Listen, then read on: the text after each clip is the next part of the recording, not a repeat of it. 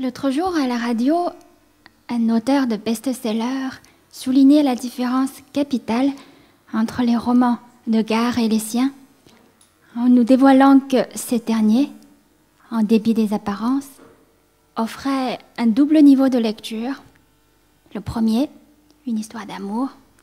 Le second, un message philosophique. Cette prévenante mise au point me fait penser à une fable de Han Feizi, penseur chinois de la période des royaumes combattants. Un homme conçut un beau coffret à sa perle avant d'aller la vendre dans le royaume voisin. Ébloui par son écrin, l'acheteur lui rendit la perle. Depuis 22 siècles, les Chinois se gaussent de la bêtise de ce dernier. Mais fut-il plus farfelu que notre romancier à succès qui s'imagine qu'en doublant les parois d'une boîte vide, il y obtient un bijou?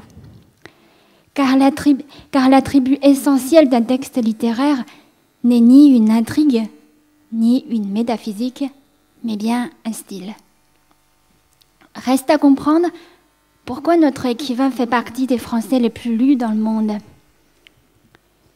Il faut dire que le transport vers un royaume voisin, et ce n'est pas Han Feizi qui nous contredira, relève depuis toujours d'une entreprise hasardeuse. Les convoyeurs préfèrent les étuis qui brillent, tout en étant passe-partout, increvables, faciles à manier, avec ou sans perles.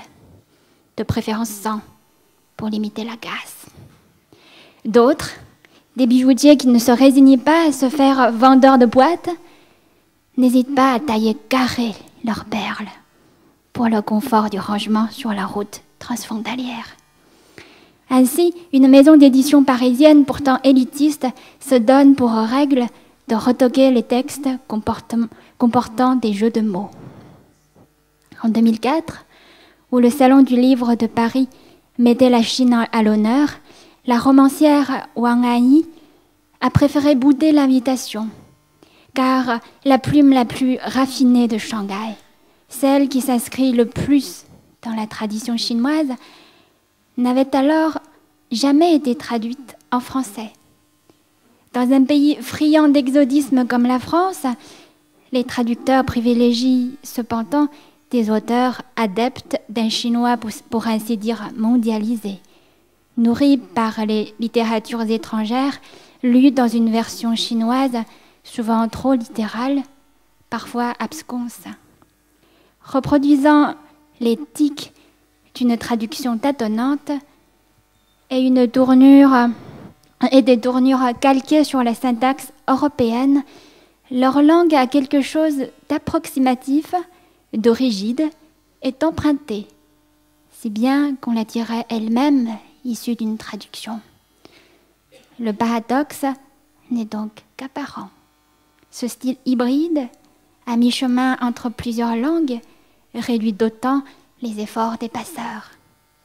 À notre époque quantitative, où le talent d'un écrivain se mesure, entre autres, au nombre de langues dans lesquelles il a été traduit, je me demande parfois si la portée universelle d'une œuvre n'est pas en corrélation inverse avec l'étendue de sa présence internationale.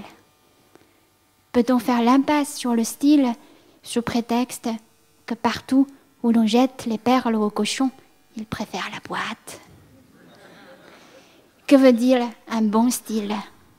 A-t-il plus de chances de jaillir d'une écriture censurée par des arrière-pensées d'exportation et qui renonce d'avance à tout un pan de possibilités offertes par la langue?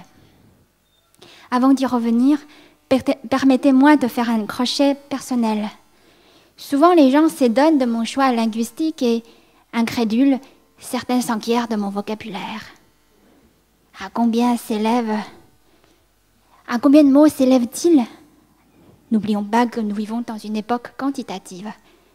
Or, le style n'est pas une affaire de vocabulaire, mais d'agencement. Il est toute la différence entre un chef de rayon chez Castorama et son client architecte paysagiste.